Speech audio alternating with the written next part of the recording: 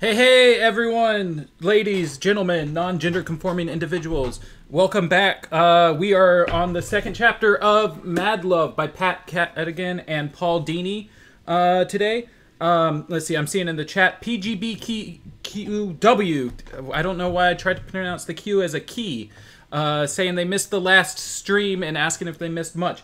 Essentially, last chapter was a lot of child Harley stuff. She was out hanging out with her dad at a carnival, and he got arrested afterwards. Turns out he's, part of gang activity stuff. And Harley has learned to not trust the police. Just based off her life experience and watching them, be dickwads to her dad. So that's basically what you missed last time. As always, we'll be taking notes as we go through the book.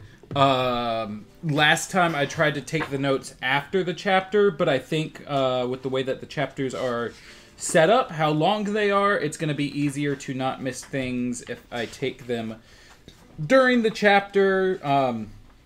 There are some parts where there's like page breaks and such, so I might wait till then to do notes. That way we're not, disrupting the flow of things. But yeah, I guess we can go ahead. Hold on, did I send out the tweet telling people we were going live? Okay, I did. Awesome. I just need to retweet it on my personal. That way maybe we can get a couple more people in here. But yeah, I think James told me that he wanted me to let y'all know that after this is over, he's putting another one of our panels from the 24-hour live stream onto the YouTube channel. I believe he said it was the one with the brown table ranking all of the Batmen. So, if y'all missed that, that'll be live and available on the YouTube channel. Mac is here and Danny is here. I have not said hello to the two of you yet, because I was focusing on answering PGB. Yeah, that name is a mouthful. PGBQW. Okay, got it. I got it down. But yeah, let's go ahead. We'll hop into chapter 2. I'll probably take notes during page breaks. If you haven't been with us before, essentially our note-taking process for stuff like this is we list characters, we list locations, objects of importance. Anything that, say, if you were making a fan-run wiki or something, it would be important. But then we go further on past that. We take notes based on, like, if it references anything particular from, pre-established continuity, whether that's the shows or the comics. We take timeline notes, all that fun stuff. Let's see. So right away, it looks like we're done with child Harley, because the chapter opens up. Years later, when Harley thought back to that night, she never wondered what had made her go back to Coney Island. She had found out the good guys weren't really as good. Oh, I just, what is that? A few seconds ago, IB025 has used 1 bits. Well, thank you. Thank you for the bits. I don't think I've ever had bits used on here. I don't know what they do. Interesting. That panel was really educational. I was thought that Scooby-Doo Batman is different from Super Friends Batman. Yeah. I mean, that's stuff you don't really find out until you're deep in the weeds of things. Let's see. Years later, when Harley thought back to that night, she never wondered what had made her go back to Coney Island. She had found out the good guys weren't really as good as everybody thought, and she was still afraid the bad guys would come back. So she'd hidden from all of them in the one place where only good things happened. Surely she would be safe where she'd just had the best day ever. In a perfect world, she would have been. Going back to Coney Island really wasn't a bad idea. I guess I need to kind of have the PDF pulled up in front of my face. Bits are small donations, just trying to help out. Well, I appreciate it, and I'm sure we're the other data boys here. They would also appreciate.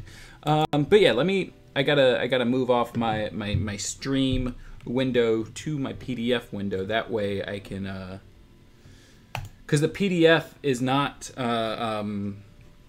the PDF's not set up the same layout as the book.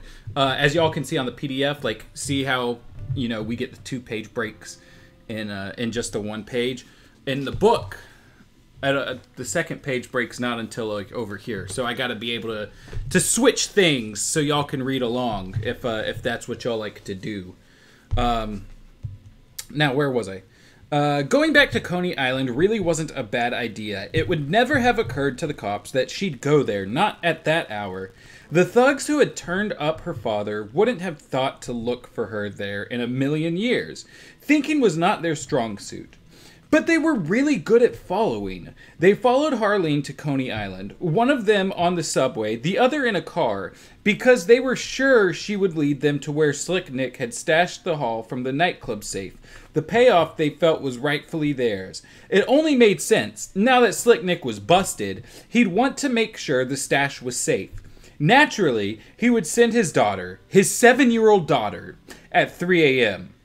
Thinking really wasn't their long suit. I hope that's supposed to be strong. I've never heard of long suit as a turn of phrase. They clearly weren't parents either. But even broken clocks are right twice a day, just as stupid adults have been making kids miserable since the dawn of mankind. Some things never change. Let me flip the page. Since it's showing 2 pages at once, it likes me to hit the button a couple times. There we are. All right, I can... Oh. Hold on. Is that... Okay, yeah, that is correct. All right, now I can hop back over to the window with the chat. You guys are awesome. I'm just going to observe and listen from here. Well, hey, thanks for all of the kind words. Harley knew Coney Island wasn't going to be all lit up and happy, but she hadn't realized it would be this spooky. The rides were all shut down and the games were shuttered, except for some, where shutters were stuck halfway, including the one with the milk bottles. Harleen and her daddy hadn't been able to win anything there. She was thinking about crawling in and hiding there until morning. She could also check to see if all the bottles were glued to the shelves, when suddenly she heard a man laughing. She'd heard that laugh before. Automatically, she made a break for it, or tried to. Rough hands scooped her up under her armpits and held her off the ground. Well, what do you know? Slick Nick's pretty little girl decided to come back to the park when it's less crowded. He turned her so she could see his face. What a coinky-dink. So did we. It was the shorter guy, the one who held her daddy so the tall one could punch him. The tall one was there too, glowering at her. We never got properly introduced, the guy went on. I'm Tony, and he turned her to face the tall guy. This is my colleague, who goes by the colorful and highly appropriate moniker Spike. I feel like my gangster voice has switched like 3 times in this small span of time. She doesn't know what Monica means, Spike growled. Do too, Harleen said as Tony put her down. He kept hold of her shoulder. Let go! She put tears in her voice as she tried to twist away from him. You're hurting me! No, he's not, Spike said, still glowering. No, I'm not, Tony agreed. See, Spike here is what you might call a pain expert. He'd know if I was hurting you. And if he says I'm not, then I'm not. But if you keep trying to get away from me, I'll have to, like so. He tightened his grip on her shoulder, digging his fingers in hard. Ow! This time the tears in Harleen's voice weren't fake. Now I know Spike would say that hurts. Tony loosened his grip very slightly, so it was uncomfortable rather than painful. You see the diff, don't you? Thought so. You seem like a pretty bright little kid. He laughed a little. Hey, it's too bad we don't have one of those kitty leashes so we could hook you up like a dog. Anytime you tried to get away, I could reel you in. But we don't, so you're gonna have to hold still while we wait for the boss. Spike let out a long, exasperated breath. What? Tony said, sounding a little defensive. You never shut up, do ya? Spike said. Ah, don't be like that, Tony said soothingly. You'll scare little what's-her-name. Say, what is your name? He asked to Harleen. Why do you care? Spike said, even more exasperated. It's good manners, Tony said reasonably, and I go for the personal touch. Oh, yeah, me too, Harleen piped up, suddenly imitating Millie's sassy Brooklyn accent. Millie was a for those of you who weren't here last week, Millie was a diner waitress. That her and her dad met after going to the what you call it. I shipped Tony and Spike. And they would be very good together. Their voices keep switching into each other's voices, so it makes a lot of sense that they spend a lot of time together. Let's see, Millie's sassy Brooklyn accent. The poisonal touch is so important. Both men stared at her in surprise. What'd you say? Tony asked her. His grip on her shoulder loosened a bit, but Harleen didn't try to get away yet. Yeah! Ever since I started working my new job down on Toyd and Toyd, I've been going for the poisonal touch. Harleen went on, pretending to chew gum. People really appreciate that, you know. Sure you do. She gave Tony an affectionate sock on his belly. You got class. I knew the minute I saw you. I says to my friend Mabel, I'm just looking for a guy with class. He don't have to be rich or handsome. He just gotta be classy. Tony laughed heartily and slapped his thigh with his free hand. His grip on her shoulder loosened a little more, just as Harleen hoped. Spike was a big sourpuss, but he wasn't the one holding on to her. She had to get Tony laughing hard enough to put him off guard. Let me hop back over here. When do I switch the page? Her mother would have said. Okay. Got it. I just got to keep keeping an eye on that. Let me switch back over. God damn it. I don't understand why Microsoft Surface doesn't like consistently having all your programs available on the bottom of the screen like every other computer I've ever had.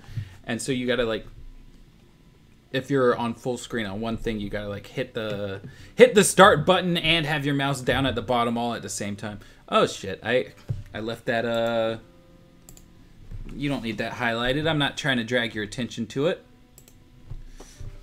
There we go. Gotta have class. Absolutely. So, you think I got class? Tony said a bit breathlessly. The feeling is mutual. You're a classy kid. I'm glad it shows. I went to charm school, you know. Harleen went on, remembering a routine from TV. They removed all my I's, you know. Q-R-S-T. Now I drive a car. It's just like a car, except it costs more to fix. But I'm worth it. I'm worth it. Worth it. They removed all my O's.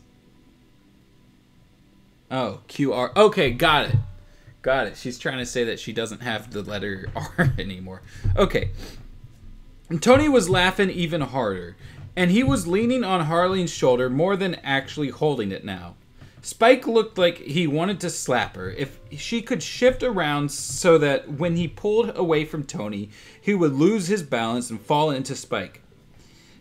Thank God! Spike said, suddenly looking past her and Tony. Harleen followed his gaze. At first, she could only make out a bulky shadow coming toward them. Then the shadow became a broad-shouldered man with thick arms and legs. Even his fingers were thick. Harleen caught a gold glint from a pinky ring. Oh, shit. Is this going to be... No, this isn't going to be Rupert Thorne, is it? He walked with his head up and his chest out, like a man who expected trouble and didn't like to be kept waiting. Her mother would have said... She knew who he was. She had seen Bruno Del Vecchio. Del Vecchio? Bruno Del Vecchio. That's how I'm going to pronounce it. Del Vecchio. Yo, what's up? Hey, Ed Comics. Not much. We're reading the second chapter of Mad Love. It's been a really good book so far, and we're only, a chapter and a half in. Bruno Del Vecchio, she knew who he was. She had seen Bruno Del Vecchio on the news and in the papers. Daddy said he was the boss of bad guys, and everyone was so afraid of him, they did whatever he told them to. Tony's grip on her shoulder tightened again as he straightened up. He stopped laughing and wiped his eyes with the back of his free hand. "Oh, hi, boss. How you doing?" "What's so funny?" Del Vecchio snapped. When a teacher asked this question at school, there was no good answer. Harley knew this was the same thing. "It's the kid here," Tony said cheerfully. "You should have heard it just now." "I don't want to hear it," the boss replied with even more of a bite. "I want to hear you're taking care of business." Del Vecchio was taller than either Tony or Spike, and Harley could tell he didn't just look down at someone. He looked down on them. His suit was like the ones she'd seen in the window of the tailor shop she passed on her way to and from school. Handmade and very expensive. Daddy had told her the only people who could afford suits like that were connected. He would have looked classy, except his tacky pinky ring ruined the effect. "The cops still have Quinzel, I take it," Del Vecchio said, his tone lofty now, as if he considered them far beneath him. To remind them how important he is, Harleen thought, and they'd better not forget it. She looked up at Tony. He had a strong grip on her shoulder again, but he was standing with his head slightly lowered and his shoulders hunched, like he thought Del Vecchio might hit him. Spike was standing up straight, looking belligerent. He didn't like taking orders, and Del Vecchio knew it. She realized her gaze moving to him from Spike. Del Vecchio knew how Spike felt, and he made a point of bossing him around. It was also obvious when you knew what you were looking at. These guys would never think she could understand stuff like this because she was a kid. God, adults were so stupid. All right, so that's the next page break. Oh, and I did not flip the pages for y'all. I'm so sorry. Okay, there we are. So let me go ahead, since that's the first page break. Let me put a couple notes in. Let me get out of this full screen. How do I get out of the full screen? Oh, there it goes. All right. So far, I don't think we've got a lot of new stuff for this chapter.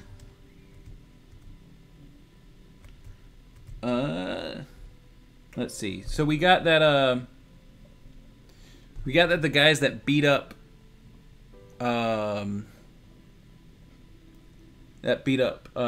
Harley's dad were named Tony and Spike, who I guess I forgot to even mention last time, unless one of them was Nail and Face Guy. And then we got Bruno Del Vecchio. Let's see, we got Coney Island, which we had already. But no objects, really, nothing that breaks canon or has in-show events. Let's see, we got Harley 7 years old, and we had that already. I think we were told it's 3 a.m. at one point.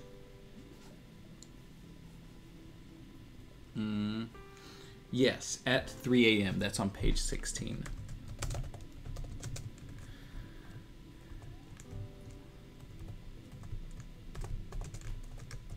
So it's technically the next day from the last chapter. We had a mention of, like, Harley years later thinking back on this, but no specific. Something I am curious about, that I might derail things for a second, was they mentioned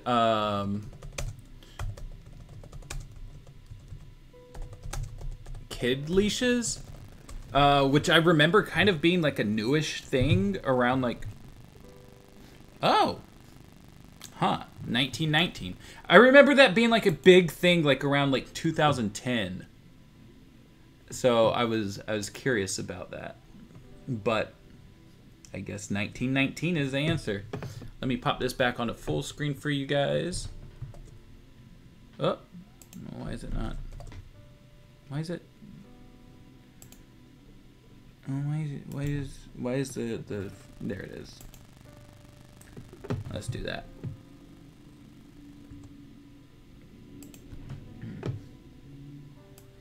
IB 1025 drives a car. Well, don't just stand there, Del Vecchio said to Spike in a put-upon voice. Make the call, unless by some miracle you've done that already. Spike looked super sour as he held up his phone and took her photo, then walked off to lean against one of the shuttered games. The flash startled Harleen, and she had to force herself not to cry. She hated having her picture taken with a flash because it hurt her eyes. It hurt physically.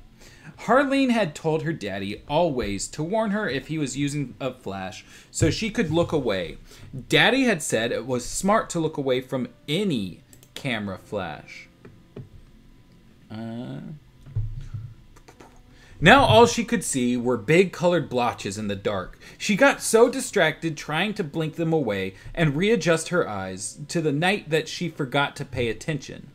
Then something Tony was saying caught her ear. That Sharon'll pay up, whether Slick Nick wants to or not. You sound pretty sure about that, Del Vecchio replied in his lofty boss voice. I hope you're right. Oh, I know I am, Tony assured him. She only looks like a mousy little house frog, all shy and everything. But she used to be a doctor in a hospital. Did she? Del Vecchio tried to sound bored, but Harleen heard the interest in his voice. Like, maybe he hadn't known that, but he didn't want Tony to think he'd told him something. Oh, yeah, Tony said. I switched into like a second mob voice for saying Tony said. She passed all the tests, did her internship and residency like they do, got a license to practice, then Slick Nick came along and BAM! Bam? Del Vecchio said, as if it were a bad word from a foreign language. Yeah, bam! Now she got 4 kids and the bail bondsman on speed dial. Tony gave a short laugh. Hey, she could be useful. She could be your personal physician. If anyone's gonna need a personal physician tonight, it won't be me, Del Vecchio said darkly just as Spike came back. She's on her way, Spike said, looking pleased with his own efficiency. I told her to call when she gets here, and we'll tell her where to drop the, package off. The package? Tony laughed. What are you, a spy or something? Harleen's vision had cleared enough to let her see the look Del Vecchio and Spike gave Tony. Always good to be circumspect, he said. He patted Spike on the shoulder and added, good boy. Oh, wait, is this Del Vecchio talking? I was trying to be... Oh, well. I was trying to be consistent, at least for Del Vecchio. Spike's sour face returned. As long as she thinks it's a straight trade, the kid for the package. Spike's eyes swiveled from Del Vecchio to Harleen and back again. I can't just let this go, Del Vecchio went on. Otherwise, everyone will think they can get away pulling all kinds of shit on me. People gotta remember the golden rule. You make my life difficult, I make your life hell. Del Vecchio glanced down at Harleen, and his nose wrinkled slightly, like he was looking at a dog turd someone hadn't pooper scooped. I need to flip the page, because it was in the middle of that paragraph. There we go. The cops will hold on to Nick for a while. One of you drop by Holden later and tell him why nobody's coming to bail him out this time. Will do, boss! Tony said cheerfully, as if Del Vecchio had asked him to water his plants while he was on vacation. It probably meant about that much to them. Harleen knew she had to do something fast. Ooh, excuse me. At the same moment, Tony actually let go of her to reach into his pocket for something. Harley didn't even think about it. The moment his hand was gone, so was she. Get her! Del Vecchio bellowed. And there's a little page break there, but there's nothing really new to note. So, I ain't worried about it. No objects, Del Vecchio's pinky ring. Fine, James. Fine. I'll put Del Vecchio's pinky ring.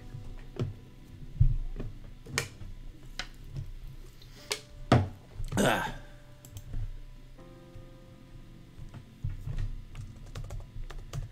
Are you happy, James? I don't know if that was a joke or if that was like a legit, but there you go.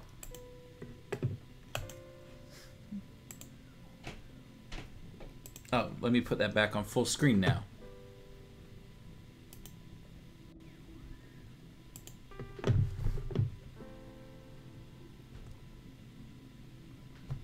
Hey, is the background music loud enough? I don't know if it's just low because I have my my headphone volume low, or what. Del Vecchio's pinky ring is essential. Yes. Oh, there's a little Henlo lizard. I love him. Henlo, right back to you, scheming miner. That seems slightly ominous. This was like playing hide and seek backward. Harleen thought as she pelted through the park. She was it, and everyone was trying to find her. Her chest was starting to tighten and burn, and her legs were getting heavy, but she pushed herself to go faster. Faster than she ever had before. Because this wasn't just a silly game. It was nothing like a game. She hadn't thought about where to go when she had taken off at warp speed. Only that she had to get away. The bad guys hadn't seen that coming. They must have thought she was too scared to move. Well, she was scared. More than she'd ever been in her life. She hadn't understood everything Del Vecchio had said, just enough to know something bad was going to happen to her and her mommy, which had made her too scared not to run. Should be ominous. It's a Waluigi reference. Oh no. Oh no. Harleen could hear Del Vecchio hollering something somewhere behind her, ordering Tony and Spike not to let her get away. She was breathing hard now, but she didn't dare slow down. If it had just been Tony chasing her, she could have outrun him easily. He had a belly on him that showed he liked pizza and beer, not gym workouts. Hey, man. Hey, Tony, I feel you.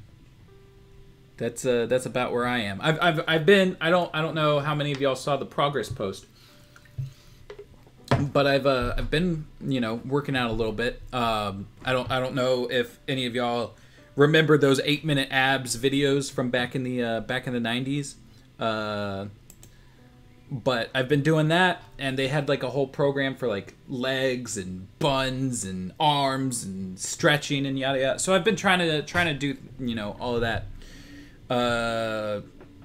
Pretty consistently. We were doing every day, but some days, you just don't want to do it. So it happens. But I have lost 12 pounds since February. So I'm trying to not be like Del Vecchio. But, it's okay. It's okay to be a little bit bigger. It's okay. It's okay to be comfortable in your body despite the size of it.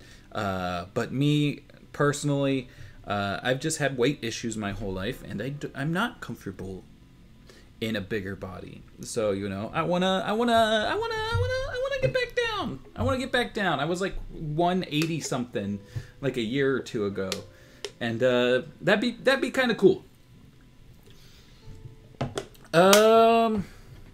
Let's see. Spike was skinny, but he stank like cigarettes. Yuck. He'd have been coughing and wheezing and puking before he could even get near her. And Del Vecchio probably didn't even walk fast. He hired people to run for him. But all three of them were after her.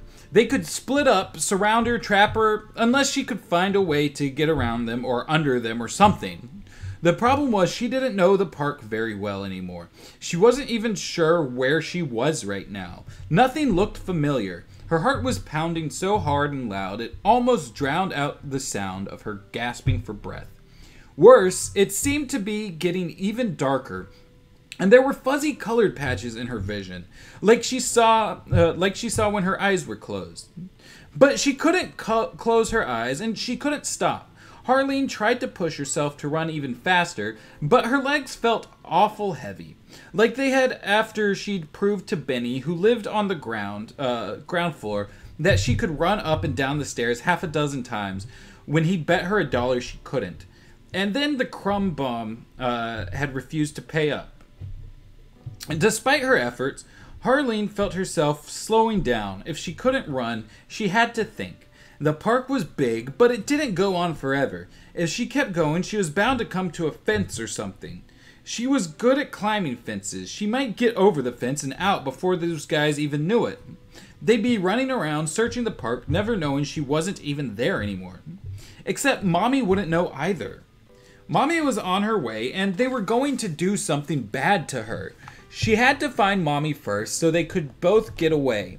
How was Mommy going to get into the park? Would she go to the front gate and call those guys to tell them she was there? Harleen couldn't picture her Mommy crawling under the barrier to get in the way she had. Should she find a hiding place near the main entrance, Harleen wondered, or get out the way she had come in, and hope she found Mommy there? The surge of hope Harleen felt lasted barely a second before she realized she had no idea where the entrance was. Over here! This way! Spike. Harleen's heartbeat doubled as she ran faster through the shadows, past big dark structures, low buildings, and weird shapes that could have been trash cans or sleeping robots or other unearthly creatures. All at once, she saw a tall, skinny thing she recognized as the strongest man test. Daddy called it the High Striker. You hit the base with a big mallet to make the striker go up. If you rang the bell at the top, you won a prize. Her daddy had only made the striker go halfway up. No prize for that. Harleen had told her daddy it didn't matter. He was really the strongest man in the world. Besides, no one else got the striker as high as he did. And then I flipped a page. There we go. I am on top of it now. Tony Stark, are you eating appropriately too? Yeah. So I have been removing, a lot of sweets and salty snacks from the diet, and replacing them with like vegetables and stuff. We'll do, if I'm high snacking, like we'll do apples and peanut butter now rather than like a thing of Oreos or a bag of Doritos or whatever it was I was eating. We were doing a lot of like salted peanuts, but doing that when you're high, like it's just way too much salt. It's not very easy to regulate. So the apples, we've been getting like snap peas and stuff like that. There's like a dehydrated lentil snack called Harvest Snaps that we've been getting that are really good. And it's funny, like we had that and like a bag of those like Doritos Lay's Munchies the other day whenever we were watching the presidential debate, because we were just like, we're drunk, we're drinking, let's get some snacks, and so we had both of those open just to like kind of gauge our taste and everything, and we did not realize the amount of salt that we were getting out of those Munchies until like we grabbed a Harvest Snap and was like, wait a second, there's like no salt in these. Harvest Snaps are good. Yes. We've been doing the tomato basil ones. I like the Caesar ones, but those are a bit saltier, I feel like. So the tomato basil ones do just fine. I lift a lot of weight at work, so I think I end up inputting calories from food the same as I output. Still plateauing with my weight. Yeah, I mean, I'm currently unemployed other than the Watchtower database stuff. So I'm not doing as much, work, I guess, as far as like keeping my body mobile and everything like I was doing when I was working on a food truck. So it's made it a bit harder to maintain wait. I'm not that big of a fan of overly salty foods. LOL. Yeah, I mean, like I don't think that anyone should be, but it's one of those things that like it kind of snaps in your brain. Not necessarily an addiction to it, but like once you start getting into the swing of like eating specific things, like your body and brain kind of regulate itself to be like, no, you need the thing. That's what we've been doing. You need it. So, where was I? Oh, there we are. The strongman test was right in front of the funhouse, and there was the word funhouse glittering in the moonlight. It was near the wooden roller coaster. She remembered slowing down a little, she remembered slowing down a little. She and Daddy had ridden in it 3 times in a row before Daddy said he needed to take a break. On the best day ever. That was just today. Well, yesterday. Harleen supposed, although it felt like 100 years ago. How could everything go so bad after going so good?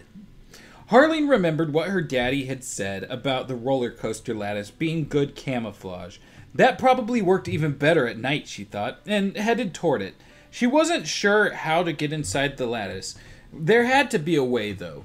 Maintenance people had to get in, didn't they? Daddy said everything had an entrance for maintenance. Most people simply didn't notice. Harleen was trying to remember what else her daddy had said about maintenance when the world exploded in a blinding white flash. Before she could even cry out, something caught her ankle and she fell forward, scraping her hands and knees on the pavement. "Damn, Spike!" Tony said. "You're like a genius!" "If by genius you mean not a moron..." Oh shit, that's Del Vecchio. "If by genius you mean not a moron, you're right," Del Vecchio chuckled. Harleen felt a familiar, large, rough hand clamp onto her left arm and drag her up to her feet. "Don't!" she yelled, more angry than scared for the moment. She wasn't going to get Spike for flashing the light in her eyes, she promised herself. Or she was going to get Spike for flashing the light in her eyes, she promised herself. She really was. It was like red-hot needles stabbing her eyes, and she seemed to be even blinder than she was the last time. She couldn't see anything but great big purple blotches, no matter how much she blinked. "If she'd gotten away, I don't know what we would have done," Tony was saying, holding her arm too tight. "Sharon would have never given us the loot." There was a brief silence. Then Del Vecchio said, "Perhaps you really are a genius, Spike." "Perhaps I am," Spike said, but he sounded sulky, not like he thought it was a compliment. Hey, my hat is off to anyone with smarts," Tony began. "Shut up," Del Vecchio snapped. "You got it, boss," Tony assured him. He started dragging Harleen back the way she had come. Fresh tears sprang into her eyes. Tony had to know he was hurting her now. How could he do that to her when she made him laugh? When you make people laugh, they felt good and they liked you. They didn't want to hurt you. How could Tony be so mean to her? Let me just make sure. Okay. She was going to get him for that. Him and Spike both. "An errand to run," Del Vecchio was saying. "If I leave you two here, can I count on you to take care of Dr. Quinzel, medicine woman? Or whoever the hell she is?" Hey, they use that same joke in Batman and Harley Quinn.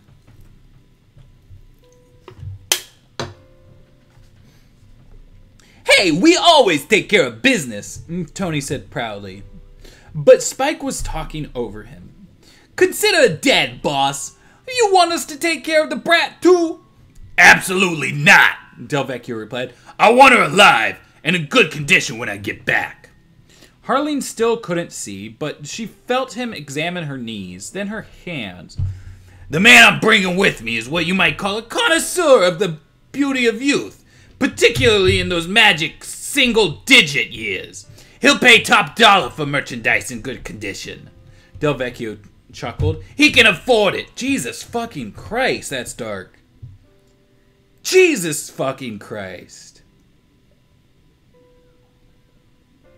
I feel like there should have been some kind of I apologize that there's no, like, you know, content warning before this. I was not expecting that. Jesus. Like, the Rise of Senzu novelization went to some dark places, but that's something different. Jesus.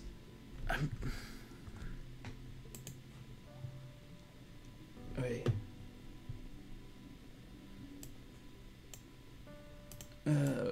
Definitely not a dated reference. Fuck these guys. It's like child trafficking. It is child trafficking. That's exactly what it is.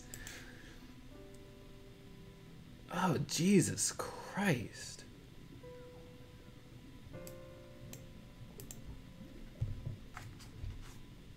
All right, well, let's keep trucking forward. I mean, if you know, if that's something that you think might be a sensitive topic for you, I don't know how much further they're going to take it in the next... We've got a page left of this chapter. But, you know, I won't blame you if you leave. But we've only got a page left, so if you can handle wherever this may go in a page, you know, feel free to stick around for the next page. Harleen felt her stomach turn over. She would get Del Vecchio too. It's too bad about the scrapes, Del Vecchio added. But I'm sure that in every other way, she's, pristine. Whatever you say, boss, Tony said cheerfully.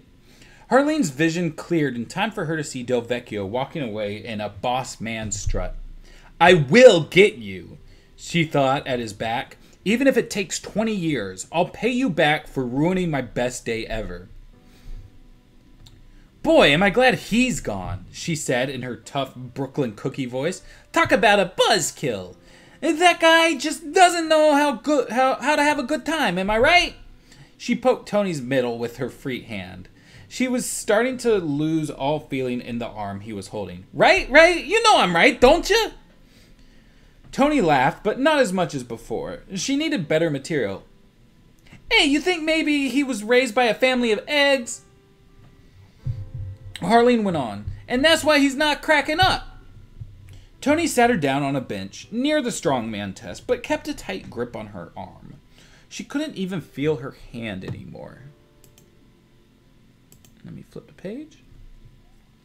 Hey, sit down, why don't you? She told him. Take a load off. Tony plumped down next to her, laughing a little. She turned to Spike, who was looming over her.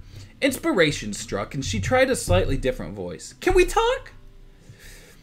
Shut up, you little brat, or I'll shut you up! Spike shouted at her with a ferocity that shocked her. Geez, take it easy! Tony said, taken aback. I'm starting to think you got some serious anger issues. You can shut up, too! Spike snapped at him. Compared to you, I really am freaking Einstein. I don't know why Del Vecchio makes me work with you. What the hell's biting you? Tony asked him. We're gonna take out her mother and give her to a pervert buddy of Del Vecchio's. Spike said, putting one foot up on the bench and leaning over Tony. And you're telling me I've got anger issues? Serious anger issues, Tony corrected him. Maybe you should talk to someone. Hey, we all need to talk sometimes, Harleen said, being the tough cookie. Both Tony and Spike turned to her. Shut up, they said in unison. Oh, don't interrupt when the adults are talking, Tony added firmly. It's not polite. Turning away from them, Spike threw his hands up. Why is God punishing me? He said, looking up at the sky. Harleen couldn't help herself. 'Cause you ain't got no class, she said promptly and looked at Tony. Somebody had to tell him, am I right? That's it! Spike yelled. All at once, he was pulling a gun out of his jacket. Tony's laughter cut off as he jumped up and tried to grab it. As soon as he let go of her, Harleen sprinted for the funhouse. And that's the end of chapter 2. We had a couple quick references in there. Maybe only one. You know what? Let's put Del Vecchio's pervert buddy as a character.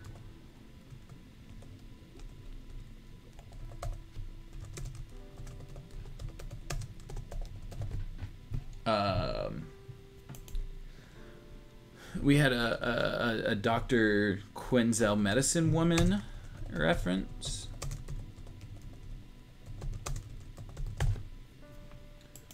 Which, there we go. Dr. Quinn, Medicine Woman, American drama series. When did this start? In 1993.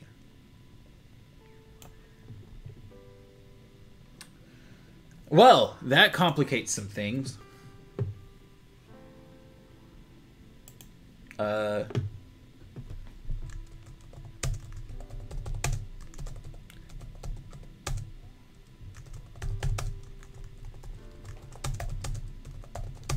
Because I'm sure if you all remember, Batman the Animated Series takes place, you know, from like 92 to 97 by the dates that we've established. So if Harley is 7 years old, right, in 1993, then that would mean the oldest she could possibly be during BTAS is 11.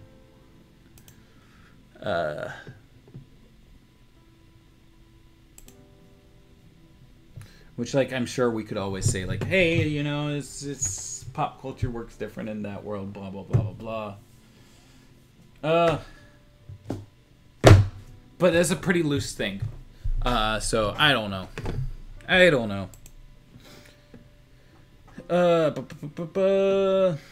Let's see. I hate them especially now. Oh god, I hate these. Fuck him. I redact my shipping of these goons. May their bullocks burn in the fieriest pit of apocalypse for all eternity. Right? Fuck these guys. Where are we? Gotham? We're Coney Island. We've been in New York so far. New York City. I know at least in the DCAU, both New York City and Gotham coexist, as seen in like Batman Adventures Volume 2, and I think another place here or there. So I would imagine even if this doesn't, you know, fall within the DCAU, it's still possible for both to exist.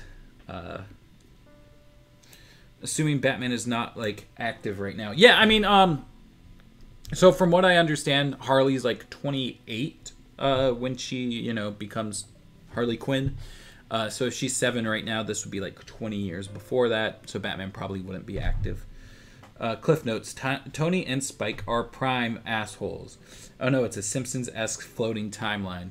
Yeah, I mean, essentially, like that's what the DCAU is it's a floating timeline, right? We have like, as of this most recent Batman: The Adventures Continues, we have a reference to Family Guy that would place us in like 2005 or whatever, that doesn't work with where the timeline stuff would tell us that that The Adventures Continues takes place. But hey, that is that's his thing. But yeah, so that's it for today. I didn't even need all these extra rows. I like to try to put extra rows in just in case I got, you know, extra stuff to put in these columns or whatever, extra quotes. But I didn't need them today. We were pretty low on stuff to note, which is pretty interesting. It looks like next time we will still be, you know, in the fairgrounds, you know, with Tony and Spike. It looks like the next chapter might be a little shorter. Let's see. This chapter was 11 pages. The next chapter is 8 pages. So next, and then the chapter after that is 3, 4, 5 is 5 pages. So I think next time we're going to do chapters 3 and 4.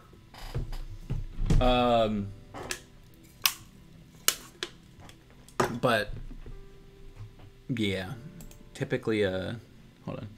DCAU Watchtower. The timeline is dead. It got murdered by Adventure Continue. I'm enjoying this book so far, but it kind of feels like Solo, where they have to explain everything Harley ever. Now we know where she got the accent. Won't be surprised when it turns out the flashlight in the eyes makes her need glasses. What's next? One time Harley saw a pig's tail and was like, that gives me an idea. I mean, I don't